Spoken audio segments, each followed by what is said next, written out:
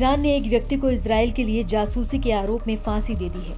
इस घटना ने न सिर्फ ईरान के अंदर बल्कि दुनिया भर में कई सवाल खड़े कर दिए हैं। कौन था ये व्यक्ति, उस पर क्या आरोप थे और क्या ये पूरी प्रक्रिया निष्पक्ष थी? बुधवार सुबह ईरान ने एक चौंकाने वाले कदम में इजराइल की खुफिया एजेंसी मोसाद के लिए जासूसी के आरोप में एक शख्स को फांसी दी थी। ईरानी न्यायपालिका की समाचार एजेंसी मिजान ने इस खबर की पुष्टि की है। इस व्यक्ति की पहचान 44 वर्षीय बाबाग शाहबाजी के रूप में हुई है, जो रहमुल्ला का बेटा था। इस घटना से ठीक एक दिन पहले बाबाग शाहबाजी की 16 साल की बेटी ने सोशल मीडिया प्लेटफॉर्म एक्स पर एक पोस्ट लिखकर अपने पिता को निर्दोष बताया था और फांसी रोके जाने की अपील की थी। वहीं ईरान ह्यूमन राइट्स जैसे मानवाधिकार संगठनों ने इस फांसी पर गंभीर सवाल उठाए हैं।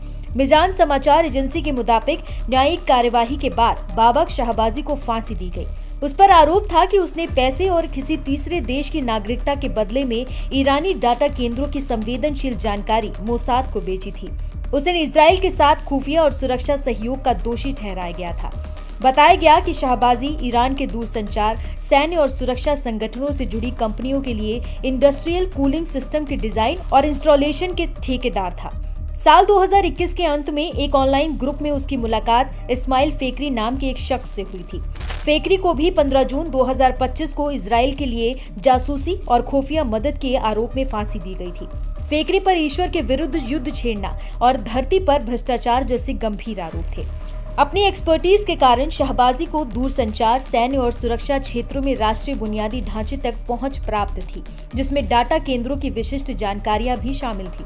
रिपोर्ट्स के अनुसार उसने पैसे और विदेश में रहने की इच्छा के चलते ये गोपनीय सूचनाएं मोसाद को बेची। पकड़े जाने के डर से उसने अपनी बेहतर कंप्यूटर विशेषज्ञता और अंग्रेजी में प्रवीणता का हवाला देते हुए इस्माइल फेकरी को भी इसमें शामिल किया था और उसे मदद के लिए पैसे दिए थे।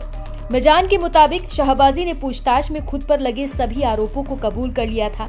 वो 2 बच्चों का पिता था और उसे 6 जनवरी 2024 को गिरफ्तार किया गया था। लेकिन मानवाधिकारी संगठन ईरान ह्यूमन राइट्स की कहानी कुछ और है। संगठन ने शाहबाजी की बेटी के एक्सपोस्ट को साझा करते हुए इस फांसी का कड़ा विरोध किया है। IHR का दावा है कि शाहबाजी को 7 महीने तक एकांत कारावास में रखा गया और उनकी 16 वर्षीय बेटी को गिरफ्तार करने की धमकी भी दी गई, ताकि वो कैमरे के सामने जबरदस्ती अपने आरोपों को कबूल कर सके। संगठन का कहना है कि उनकी गलती सिर्फ इतनी ही थी कि उन्होंने यूक्रेन के राष्ट्रपति व्लादिमीर जेलेंस्की को रूस के खिलाफ युद्ध में मदद की पेशकश की थी, जिसे इजराइल के लिए जासूसी के उदाहरण के रूप में इस्तेमाल किया गया। ये थी ईरान में एक जासूसी के मामले में दी गई फांसी की पूरी कहानी, जिसमें सरकारी एजेंसियों और मानवाधिकारी संगठनों के दावों में विरोधाभास दिख रहा है। ये घटना न सिर्फ इजराइल और ईरान के बीच चल रहे युद्ध को उजागर करती है, बल्कि ईरान की न्याय प्रणाली और मानवाधिकारों की स्थिति पर भी गंभीर सवाल खड़े करती है।